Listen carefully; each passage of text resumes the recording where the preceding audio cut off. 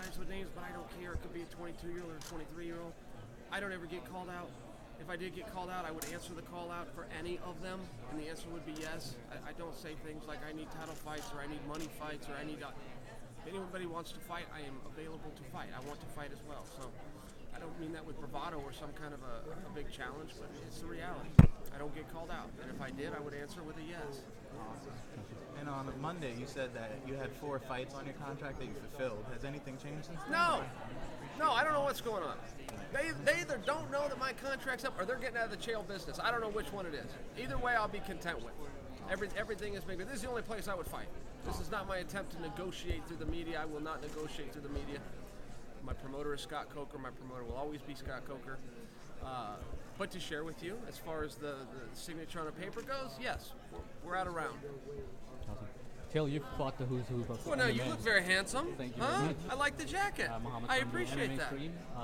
My question to you is, you fought the who's who of MMA.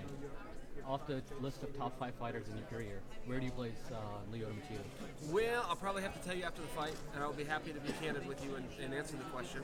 Going into the fight, as far as intimidation, if you want to use that word, he's up there because he's weird. For me, he's weird. I just don't have anybody in the gym that does that. I'm from Portland.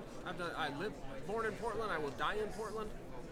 I use whatever Portland resources are. We don't have anybody that looks like Machida. I can't even do it. I can't even try to, I don't know how to do that. And neither do my teammates. So it's unique, but he beat a couple of my friends, and I don't like that. And I'm going to come get it back. Awesome. We also happened to meet your fight analysis partner, Ariel Helwani, in Chicago last week, and we asked for his predictions. And surprisingly, we thought Machida was going to get this one. So, do you have any comments for Ariel? That does surprise me. No, I don't have any comments for Ariel. Look, it's a hard fight, I think, for both of us. Right? I got my skill sets that he's not going to be able to deal with, but he's got some skill sets that I'm going to have trouble with. So, I feel like that's pretty common for everybody up here, though. Everybody kind of knows what they have to do to get their hand raised. I don't think Machida's in a different spot, and I'd be surprised if he said anything different than what I was saying. If I get my hands on him, he's in trouble, and if I don't, I'm in trouble. Yeah. Awesome. Ariel picked against me. Really? I was actually joking to stir up some controversy. You damn sure did, because I was going to get a hold of him. No, forgive me, Ariel. It didn't happen. Okay. Fake news? Fake news. Fake news. Okay. Hey, it's popular these days. It is very popular. You're right. Par for the course. Awesome.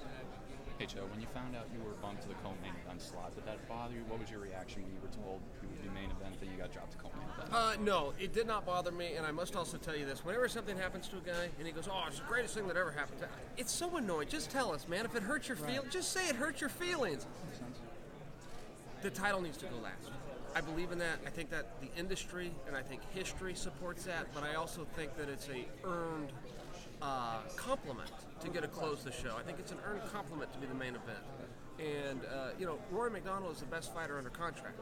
Skill for skill, move for move. He won a world championship on one leg, just by example. Then he's taking on Gracie. Look, it doesn't hurt when your last name's Gracie and you're in the MMA business. It also doesn't hurt when you're 9-0. So, and just took out the guy that everybody thought was going to be the dark horse to win. I think it's very appropriate, in fairness.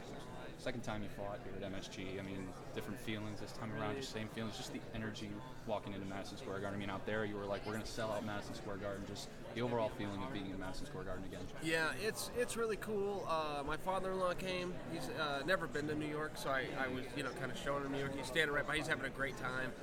The hustle and the bustle is a little bit different. Yeah, man, the weather's nicer. It is a little bit nicer. I was at it for a grudge match last time with Vanderlei Silva. They had to keep us apart at the hotel. It was this whole big thing. Couldn't be around each other. And I'm a fan of the sport. I must tell you, my career started as a fan and will end as a fan. I'm a fan right now.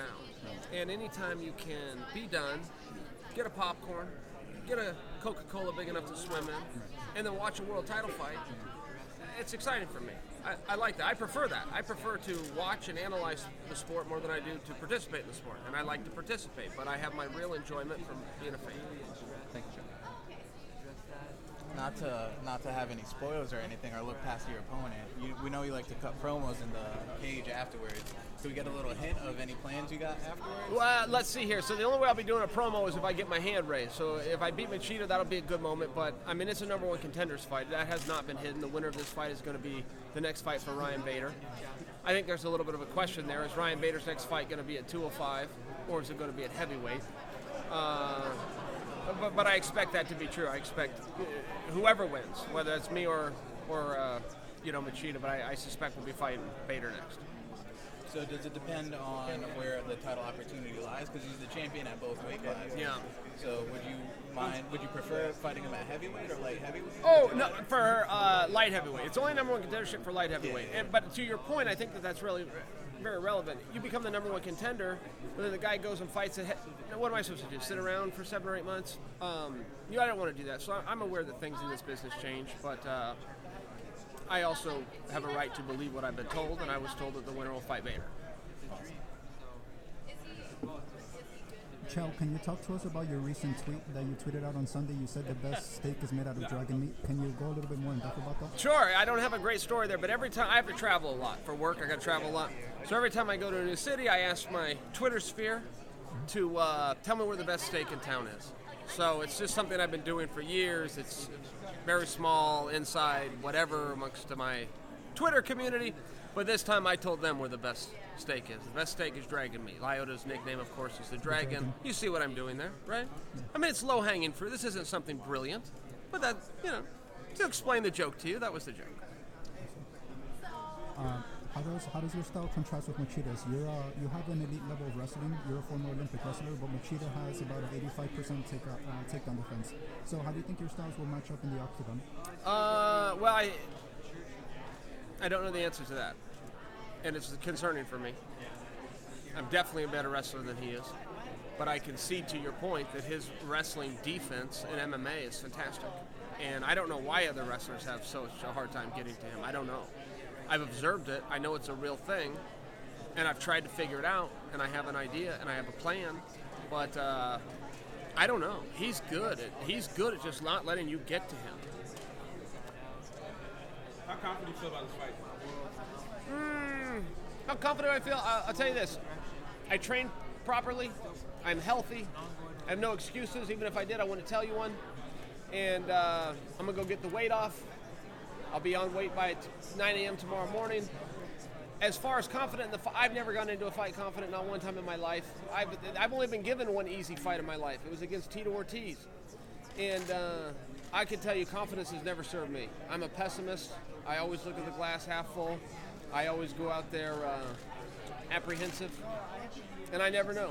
And frankly, whenever I hear a guy say he knows he's going to win, I think he's a bully anyway. Only bullies take fight they know they're going to win.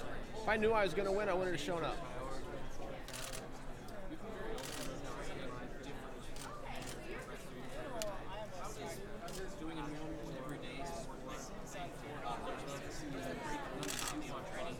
Yeah. That's an interesting trick. That got started at the Olympic Training Center. And, they would take a group of wrestlers, let's say, and then you go play a field hockey, by example. Or Frisbee golf was a big one. And an hour later, you think you're playing a game, you look down, you're covered in sweat, you're huffing and puffing, your heart rate's up. You go, oh, I see what you did there, coach. You tricked us. You tricked us into a workout. And, I think that's really effective. I don't like to do whole workouts in a different, play soccer for an hour and call it good. But, for 15 minutes, it's a great way to get. There's a lot of monotony in training, It's the same thing over and over. I see guys, they're doing CrossFit, they're doing all these things. Those things are fine. But nothing has ever trumped putting on a pair of running shoes, opening your front door, and coming back 50 minutes later. Nothing. That's just boring. That's the problem. So now you get these other gyms that have an opportunity to become businesses because people don't want to do what actually works, because what actually works is boring. So you got to mix it up a little bit. Hey, Joe, I have a question that's kind of media related. You've been putting out a lot of great stuff on your YouTube lately. Right. That sounds like something I would do. Yeah, so what made you go to that YouTube platform since you already have ESPN? Money. Straight up capitalism, my friend. Yes. You get clicks, you get PAID, and as it turns out, I like to get paid. Chael, Lyoto Machida said that he's noticed that you've been talking a little bit less for the anticipation of this fight compared to the others. On your end, can you tell us why maybe you may not be talking like as much as usually to hype up the fight? No, I don't do that. I don't hype fights. That's a media creation. I don't sell fights. I don't hype fights. I don't manufacture conflict. If I don't mean it, I won't say it. I have never said anything about anybody that I did not mean and that I wasn't willing to answer for. As far as Machida goes, the guy has been a gentleman since I met him 10 years ago. His wife is pleasant. I've met his kids. He seems like a perfectly nice guy to me, and I just wouldn't say anything otherwise. And if that doesn't sell the fight, don't watch the goddamn fight. I see. No, of course, you do have a good point there, but is that to say that maybe some of your other opponents have been a little bit more disrespectful towards you, and then maybe that's why you wanted to say some of the things that you said? That's Sure. why you had such certain intentions in the octagon against them. Sure. No, it goes both ways. Sometimes I took the first punch at some of those guys, and sometimes they took the first punch at me. As far as Machida goes, he's just a very pleasant guy. And I don't have anything against him personally. This is a very competitive sport, and we have like-minded goals and dreams, and we're in the same weight class, and we're going to go fight. But that's it. This is skill-based. Mm-hmm. It's not based around a personal conflict, and I'm not going to make one up. I see. One thing I also wanted to ask you, we got the bare knuckle fighting championship, a battle of MMA versus boxing between Paulie Malignaggi and Artem Lobov.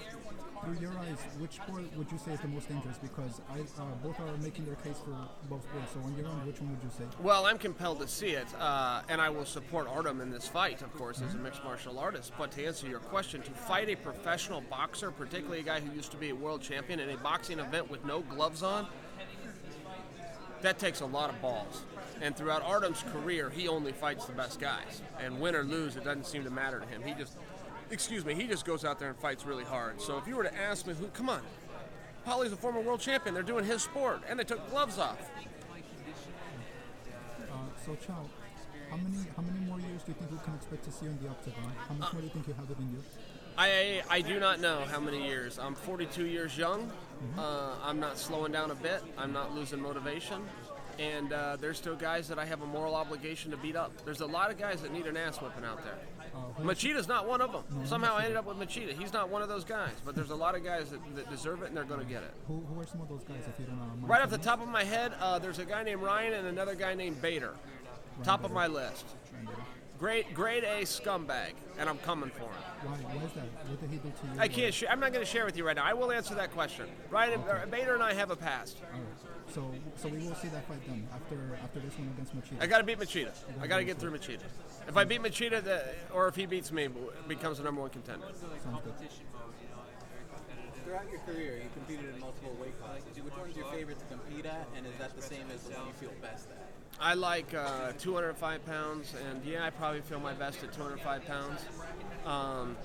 Fighting at heavyweight was very fun for two reasons. One, you miss the stress. There's no stress. You don't have to weigh in, and that's a real thing. But two, you've got a built-in excuse, right? You got a built-in excuse. Well, these guys are too big, and that also relieves some pressure and some stresses. If I'm being fair, but 205 pounds, I'm probably most competitive. I was the king of 185. I had no equal. Nobody could even win a round against me. So it was time to leave 185.